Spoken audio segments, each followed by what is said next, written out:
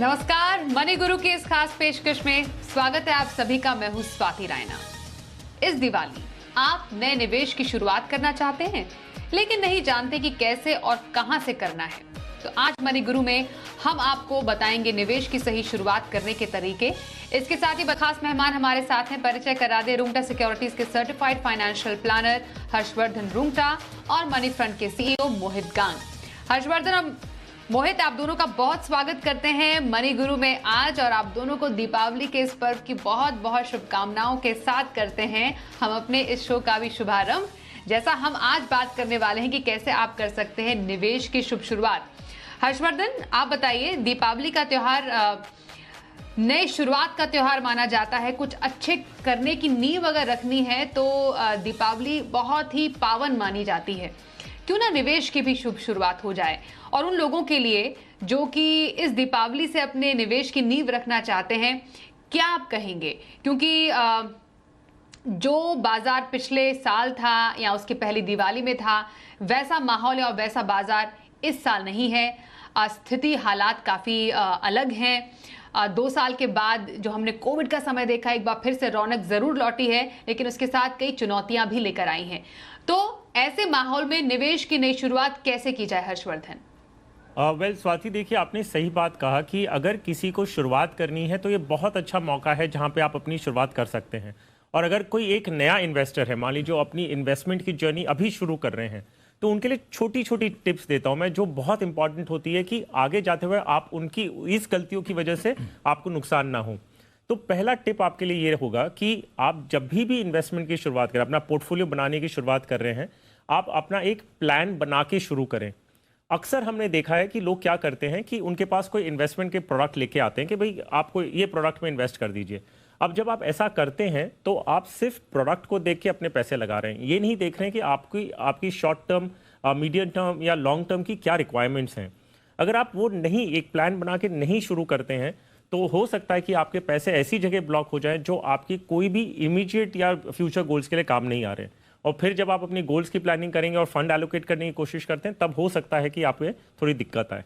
So first step ये है, आपकी अगर रकम छोटी है या बड़ी है, कई लोग ऐसे सोचते हैं कि अभी तो मैं बहुत छोटी रकम से इन्वेस्ट कर रहा हूं, तो क्यों मैं इतनी सारी प्लानिंग की प्लानिंग करूं और फिर शुरू करूं। जी नहीं, आपकी जो भी रकम है आप पहले प्लान बनाएं और फिर एलोकेशन शुरू करें, तो आपका सही मायने में आप सही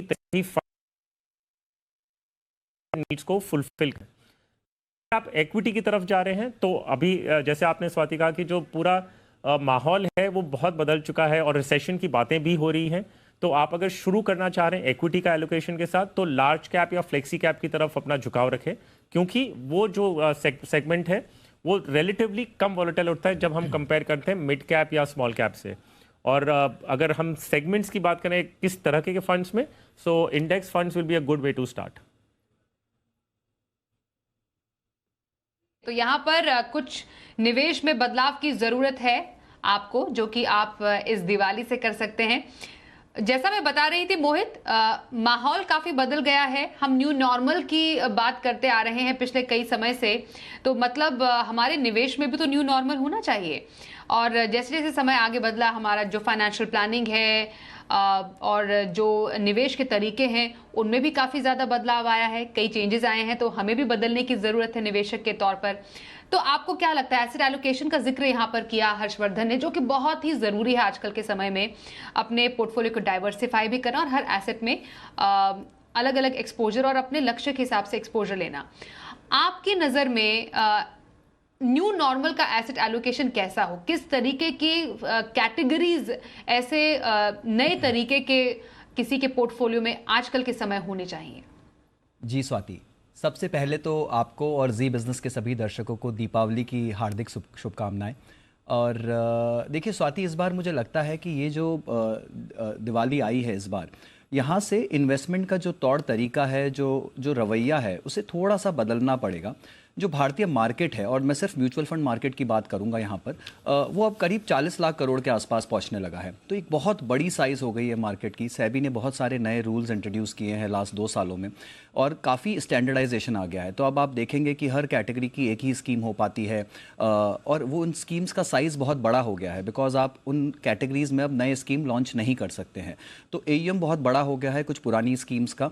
और अगर आप देखें तो अधिकांश जो नए NFO हैं वो आजकल या तो पैसिव कैटेगरी में आते हैं या फिर सेक्टोरल थीम्स पर आते हैं, और बहुत ज़्यादा NFOs आने लग गए हैं, और निवेशक जो हैं वो पूरी तरह से कंफ्यूज्ड हैं। तो मुझे लगता है कि इस दिवाली पर सभी को चाहिए कि वो अपने पोर्टफोलियो को सिर्फ नया कलर ना दें, नया टचअप ना दें, बट उसकी पूरी सीरत बदल दें। तो जैसा कि दुष्यंत कुमार की लाइन है, हमारी कोशिश ये रहेगी कि पूरी सूरत बदलनी चाहिए। तो पोर्टफोलियो की सूरत बदलने के लिए जो मेरा सबसे पहला सुझाव रहेगा स्वाति, वो ये है कि अब से हमें लार्ज कैप कैटेगरी को रिप्लेस कर देना चाहिए फ्लेक्सी कैप कैटेगरी से। तो मैं ये नहीं कहूँगा कि आप लार्ज कैप फंड ना लें। जैसा कि हर्ष ने कहा, अगर आपको लार्ज कैप एलोकेशन करना है तो आप एक पैसिव इंडेक्स फंड का चुनाव कर लीजिए पोर्टफोलियो में, और वो बहुत अच्छा है। पर अगर आप एक्टिव लार्ज कैप एलोकेशन करना चाहते हैं तो आजकल सही तरीका ये रहेगा अभी नए तरह के स्ट्रक्चर में, कि आप एक फ्लेक्सी कैप का चुनाव कर लीजिए, जो कि एक तरह से आपके लार्ज कैप को सप्लीमेंट करेगा। स्वाति, जितनी भी फ्लेक्सी कैप स्कीम्स हैं मार्केट में, अगर आप देखेंगे तो सभी में जो लार्ज कैप एलोकेशन है वो 50 to 75-80% के आसपास है। इनफैक्ट अधिकांश जो अच्छे स्कीम्स हैं सबका लार्ज कैप एलोकेशन 75% के आसपास है।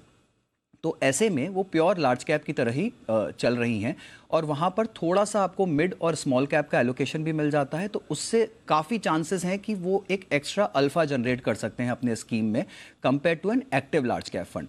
तो मेरी पहली सलाह यही रहेगी स्वाति, कि लार्ज कैप कैटेगरी में सिर्फ इंडेक्स चुनिए और उसको आप सप्लीमेंट कर दीजिए एक फ्लेक्सी कैप कैटेगरी से।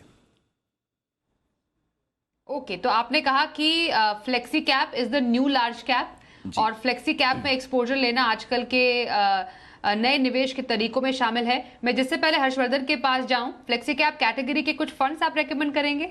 जी, तो इस कैटेगरी में 2 स्कीम्स मुझे काफ़ी अच्छे लगते हैं, HDFC फ्लेक्सी कैप फंड और आदित्य बिरला सन लाइफ फ्लेक्सी कैप फंड। दोनों ही काफ़ी पुराने स्कीम्स हैं, काफ़ी अच्छा EM है दोनों में ही। अगर आप लार्ज कैप का एलोकेशन देखें तो करीब 75 से 77% के आसपास है, और बहुत ही स्टेबल स्टेडी स्कीम्स हैं। ये आपका अच्छा रिप्लेसमेंट हो सकती हैं लार्ज कैप कैटेगरी में। ओके, तो ये हैं मोहित के पसंदीदा फ्लेक्सी कैप फंड जो कि उन्होंने रेकमेंड किए हैं इस कैटेगरी से। चलिए आगे बढ़ते हैं, हर्षवर्धन आपके पास आ रहे हैं, क्योंकि यहाँ पर बात हो रही है कि किस तरीके से अपने नए निवेश की स्ट्रैटेजी बनाएं विद इन इक्विटी या फिर डेट। किस तरीके के कैटेगरीज आपको लगता है कि निवेश करने के लायक हैं अभी आजकल के टाइम में? और वेल स्वाति, देखिए हम ग्लोबल अनसर्टेनिटी की बात कर रहे हैं। जो माहौल बाहर बना हुआ है इकोनॉमिकली, जो पॉलिटिकल सिचुएशंस जो हैं, तो वॉलेटिलिटी बहुत ज़्यादा है। सो हम ये नहीं कह रहे हैं कि आप इक्विटी या कोई एसेट एलोकेशन चेंज करिए। देखिए ये जो ग्लोबल माहौल है उसमें इंडिया अभी भी शाइन आउट कर रहा है, और जो प्रोग्रेस की जो हम अनुमान लगाते हैं उसमें इंडिया में बने रहना डेफिनेटली बनता है। सो आप अपना एसेट एलोकेशन प्लान भले ही चेंज ना करें, लेकिन उसके अंदर जो आप इक्विटी एलोकेशन है उसमें आप थोड़ा फेरबदलाव कर सकते हैं वॉलेटिलिटी को देखते हुए। जैसे हमने शुरुआत से बात कर रहे हैं, और एम्फसिस हो रहा है कि अगर वॉलेटिलिटी आपको ऐसे लगता है कि मार्केट वॉलेटाइल ज़्यादा है और आगे अनसर्टेनिटी दिख रही है, तो आपका एलोकेशन आप लार्ज कैप और फ्लेक्सी कैप की तरफ ज़्यादा करें। मान लीजिए पहले आपका 30% लार्ज कैप था, 30% मिड कैप था, और प्रॉब्ली 30 to 40% दूसरे small cap and other segments में था। तो आप लार्ज कैप और फ्लेक्सी कैप में अपना एलोकेशन बढ़ा दें, वो वॉलेटिलिटी पॉइंट ऑफ व्यू से थोड़ा कम हो जाएगा। ये आपका हो गया इन टर्म्स ऑफ इक्विटी। अगर डेट साइड में अगर हम जा रहे हैं, डेट में आप ये ध्यान रखिए कि जो भी स्कीम में आप इन्वेस्ट कर रहे हैं उसमें AA, AAA या सॉवरेन पेपर्स हैं। तो जो क्वालिटी ऑफ पेपर्स पे आप ध्यान देने लग जाएं, क्योंकि अगर कोई रिसेशन जैसा माहौल होता है तो डिफॉल्ट रिस्क भी आने लग जाते हैं। आपको ये ध्यान रखना है कि जिस स्कीम में आप लगा रहे हैं उनकी होल्डिंग्स किस तरह के पेपर्स में है। तो AA, AAA and sovereign, I think इसमें आपका you will be Fairlie safe in this category. अगर ड्यूरेशन पॉइंट ऑफ व्यू से बात कर रहे हैं, ड्यूरेशन में जितनी शॉर्ट टर्म ड्यूरेशन के पेपर्स में आप रहेंगे उतना बेटर होगा।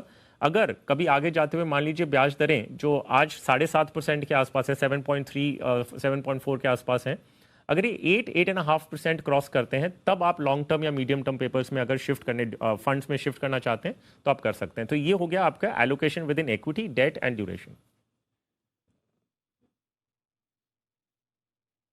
यहाँ पर नए निवेश की स्ट्रैटेजी हर्षवर्धन से हमने जानी। ओके, अब मोहित, जैसे आपने बताया कि फ्लेक्सी कैप फंड को अपने पोर्टफोलियो में एक प्रॉपरली एक अच्छी जगह देने का समय अब आ गया है। उसके अलावा और कौन सी कैटेगरी है जो आपको लगता है कि पोर्टफोलियो में शामिल की जानी चाहिए? अभी हमने देखा कि फ्लेक्सी कैप कंपैरेटिवली एक नई कैटेगरी, पहले मल्टी कैप हुआ करता था, फिर मल्टी कैप में से कई जो फंड्स थे वो फ्लेक्सी कैप कैटेगरी में लाए गए। तो बहुत ज़्यादा डिफरेंस निवेशकों को मालूम नहीं चल पाता है। तो एक पोर्टफोलियो में एक फ्लेक्सी कैप और एक मल्टी कैप फंड की भी जगह है? जी स्वाति, जैसा मैंने पहले कहा था कि फ्लेक्सी कैप को आप समझिए कि वो एक तरह से आज का नया नॉर्मल, नया लार्ज कैप फंड है। तो उसी तरह से जो पहले अर्स्टवाइल फ्लेक्सी कैप हुआ करता था उसे अब परिवर्तित करके आप मल्टी कैप में तब्दील कर दीजिए। और यहाँ पर सेबी ने क्या किया है, सेबी का नया रूल कहता है कि मल्टी कैप कैटेगरी में minimum 25% allocation small cap, mid cap और लार्ज कैप में रखना ही होगा फंड मैनेजर्स को। उसके अलावा जो 25% है उसमें उनको पूरी छूट है कि वो कहाँ उसे एलोकेट करना चाहते हैं। तो इस तरह से क्या होता है, ये एक ऐसी कैटेगरी है जिसमें आपको सारे मार्केट कैपिटलाइजेशंस का एक अच्छा मिश्रण मिल जाता है। आपको आपके रिस्क मैट्रिक्स में आप दूसरा फंड इकट्ठा किए बिना, यानी आप एक प्रॉपर मिड कैप और स्मॉल कैप फंड को लिए बगैर ही अपने पोर्टफोलियो में मिड और स्मॉल का एलोकेशन बना सकते हैं इस कैटेगरी के जरिए। और अच्छी बात यह है स्वाति कि ये कैटेगरी बिल्कुल नई है, लास्ट 1 या 2 साल के अंदर में ही इस कैटेगरी में सारे जो फंड्स या स्कीम्स हैं वो आए हैं। तो सबका AUM जो है वो भी बहुत ही मैनेजेबल साइज पर है, अच्छा AUM है। उस कारण से ये अच्छे मिड और स्मॉल कैप स्कीम्स का, स्टॉक्स का चुनाव भी कर पाते हैं अपने स्कीम में, और इनका प्रदर्शन भी काफ़ी अच्छा रहा है। अगर आप चाहते हैं कि ये जो एक छोटी सी रैली दिखाई दे रही है अभी मार्केट में, उसका अगर आप फ़ायदा उठाना चाहते हैं बट आप ज़्यादा जोखिम भी नहीं लेना चाहते, जैसे हर्ष बता रहे थे कि रिस्क का भी ध्यान रखना होगा, तो मिड और स्मॉल में अगर आप सेपरेटली एलोकेट नहीं करना चाहते तो पोर्टफोलियो में एक मल्टी कैप फंड का होना बहुत आवश्यक है। ओके, और कुछ फंड्स आपके ओर से मल्टी कैप कैटेगरी से? जी स्वाति, यहाँ पर आप कोटक मल्टी कैप फंड और HDFC मल्टी कैप फंड का चुनाव कर सकते हैं। दोनों ही काफ़ी अच्छे फंड हैं। हालांकि अभी नए फंड्स हैं, ज़्यादा परफॉर्मेंस इनका इस्टेब्लिश नहीं हुआ है। जैसा मैंने कहा ये कैटेगरी नई है और काफ़ी सारे स्कीम्स यहाँ पर नए लॉन्च हुए थे, बट मुझे लगता है कि over a long period of time 5-10 years आपको यहाँ पर ज़रूर अच्छे रिटर्न्स देखने को मिलेंगे। इस दिवाली धन भर से कौन सी कैटेगरी में करे निवेश? हर्षवर्धन रूंगटा, मोहित गांग हमारे साथ है। हर्षवर्धन और मोहित, समय का थोड़ा अभाव है इसलिए थोड़ा सा हम जल्दी में फुर्ती में जानेंगे आपसे। हर्षवर्धन, आपसे पहले कौन सी कैटेगरी और उनसे जुड़े हुए फंड्स अभी आप जो दर्शक हमें देख रहे हैं अपना पोर्टफोलियो बनाना चाहते हैं उनको रेकमेंड करेंगे? वेल स्वाति, आपको पहले कैटेगरीज बता दूं एंड फिर हम फंड्स पे आ जाएंगे। सो इक्विटी साइड में अगर आप इन्वेस्ट कर रहे हैं so large cap, flexi cap, एक आप बैलेंस एडवांटेज फंड ऐड कर सकते हैं अगर आप लमसम इन्वेस्टमेंट करना चाहते हैं करंट मार्केट सिचुएशन को देखते हुए। मिड कैप में आप थोड़ा मॉडरेशन में रखिए because of the market uncertainty. You could go to an allocation up to 30%, मान लीजिए 30% तक आपने एलोकेट कर रखा है। डेट साइड में जैसे मैंने पहले भी कहा कि लो ड्यूरेशन शॉर्ट टर्म फंड्स में रहिए, और एक टारगेट मैच्योरिटी फंड बहुत अच्छी कैटेगरी है अगर आप उसमें इन्वेस्ट करना चाह रहे हैं। प्रेशियस मेटल्स, ऑफकोर्स आप कमोडिटीज प्रेशियस मेटल्स के रूप में रखेंगे, so gold, sovereign gold bonds, ETFs हैं या म्यूचुअल फंड के जरिए आप गोल्ड में इन्वेस्ट करेंगे। इंटरनेशनल फंड्स मेरा रिकमेंडेशन होगा matured markets, US focused funds जो हैं जो इंडेक्स को ट्रैक करते हैं, वहाँ पे नैस्डैक या S&P 500, कई नैस्डैक फंड्स ऐसे हैं जो अभी भी इन्वेस्टमेंट्स के लिए खुले हुए हैं। तो प्रेशियस मेटल्स एंड जो इंटरनेशनल फंड्स उसमें 10 to 15% का एलोकेशन वुड बी आइडियल। जो फंड के नाम है मैं फंड के रिकमेंडेशन दे दूँ, ABSL Nifty 50 equal weight index fund, Canara Robeco emerging equity, Tata multi asset opportunities fund, Parag Parikh flexi cap, Nippon India mid cap 150 index fund, और इंटरनेशनल फंड का एलोकेशन आप कोटक नैस्डैक 100 FOF में कर सकते हैं। ओके, तो हर्षवर्धन ने रेकमेंड किए कुछ कैटेगरी और उससे जुड़े हुए फंड जो आप अपने पोर्टफोलियो में शामिल कर सकते हैं। और आपके रेकमेंडेशंस कौन सी कैटेगरी? आपने 2 कैटेगरी पर चर्चा की अभी मोहित, वो मल्टी कैप हो गया और साथ ही फ्लेक्सी कैप पर था। कौन सी कैटेगरी और जोड़ी जा सकती है इस बार अपने पोर्टफोलियो में, और उससे जुड़े हुए फंड्स कौन से होंगे? जी स्वाति, मैं सारी कैटेगरीज एक साथ ही बता देता हूँ। तो मुझे लगता है कि मिड कैप एलोकेशन जो अब निवेशकों को करना चाहिए वो काफ़ी हद तक निवेशक सभी एक्टिव फंड्स के थ्रू करते हैं, बट यहाँ पर आपको एक पैसिव फंड का इंक्लूजन करना चाहिए, और वहाँ भी मुझे लगता है कि स्मार्ट बीटा पैसिव फंड, जिसे कि हम फैक्टर इन्वेस्टिंग कहते हैं, उस कैटेगरी को आप शामिल कर सकते हैं एक already existing active mid cap fund के साथ में। तो ये तो हुआ मिड कैप के बारे में। दूसरी कैटेगरी जो मुझे लगता है, जैसा हर्ष ने भी बोला कि आप बैलेंस एडवांटेज फंड्स ले सकते हैं, वहाँ मुझे लगता है कि निवेशक अपने पोर्टफोलियो में मल्टी एसेट कैटेगरी जो है उसका चुनाव कर सकते हैं। तो यहाँ पर क्या होता है कि जो निवेश का निर्णय है वो थोड़ा अनबायस्ड हो जाता है। आपका जो डाइवर्सिफिकेशन या एसेट एलोकेशन का कॉन्सेप्ट है वो फंड मैनेजर अपने आप में पूरा कर देते हैं। तो यहाँ पर इक्विटी, डेट, कमोडिटी और काफ़ी हद तक आप देखेंगे कि जो नए स्कीम्स हैं वहाँ पर रीट्स, इन्वेट्स, इवन इंटरनेशनल इन्वेस्टिंग भी इसमें शामिल कर दी गई है। तो ये जो कैटेगरी है, यहाँ पर सेबी के रूल्स के हिसाब से आपको मिनिमम 10% एलोकेशन डेट, कमोडिटी और इक्विटी में रखना ही होगा, और उसके ऊपर आप चाहें जितना जाना चाहें उस कैटेगरी में जा सकते हैं। तो ये कैटेगरी मुझे लगता है काफ़ी अच्छी है। और डेट में मेरी सलाह रहेगी अभी सभी निवेशकों को रोल डाउन फंड्स या फिर टारगेट मैच्योरिटी फंड्स में जाने की। तो जिस तरह से डेट का माहौल है, आपको इंटरेस्ट रेट की डायरेक्शन समझ में नहीं आ पा रही है। कभी लगता है कि इंडिया का inclusion sovereign gold bond index में हो जाएगा, बॉन्ड इंडेक्स में हो जाएगा, और रेट्स फिर नीचे आ जाते हैं। फिर लगता है कि इंटरेस्ट रेट ऊपर जा रहे हैं और यील्ड्स फिर ऊपर चले जाते हैं। तो काफ़ी कन्फ्यूजन है यील्ड्स को और रेट्स को लेकर। तो यहाँ पर ये जो कैटेगरी है ये एक ओपन एंडेड FMP की तरह काम करती है। आप निवेश करिए, आपको पता है आप कितने मैच्योरिटी किस टारगेट ईयर के लिए निवेश कर रहे हैं, और आप उसको होल्ड करेंगे तो आपको उतना यील्ड मिल जाता है। तो ये 3 कैटेगरीज की राय रहेगी मेरी। इनके फंड्स मैं आपको क्विकली बता देता हूं स्वाति। जो mid cap factor based investing category है, वहाँ पर मार्केट में सिर्फ 2 ही फंड अवेलेबल हैं अभी, दोनों बहुत ही छोटे साइज के AUM पर हैं, बट मुझे लगता है ये कैटेगरी धीरे धीरे बड़ी होगी, और इसलिए ये मेरी फ्यूचरिस्टिक पिक है। तो यहाँ पर 2 फंड्स जो अभी अवेलेबल हैं वो है DSP quality 50 mid cap 150 index and UTI quality 50 mid cap index fund. Multi asset category में मुझे pru ICICI multi asset fund और निपॉन मल्टी एसेट फंड काफ़ी अच्छे लगते हैं। इन दोनों ही फंड्स में अच्छा कॉम्बिनेशन है कमोडिटीज़ का और दूसरे एसेट क्लासेस का भी। और टारगेट मैच्योरिटी फंड्स एक बहुत बड़ी कैटेगरी है स्वाति। वहाँ पर हमारे जो रिकमेंडेशंस हैं वो हम ईयर वाइज स्टैगर कर देते हैं। तो आपको जो मैच्योरिटी चाहिए, चाहे आप 2025 से लेकर 2032 तक की मैच्योरिटीज़ के फंड्स अवेलेबल हैं मार्केट में। यहाँ पर SDL और AAA पोर्टफोलियोज़ के कॉम्बिनेशन आपको मिल जाते हैं। तो आप उस मैच्योरिटी का जो ईयर है वो स्कीम के नाम में लिखा हुआ होता है, उसे सेलेक्ट कर लीजिए।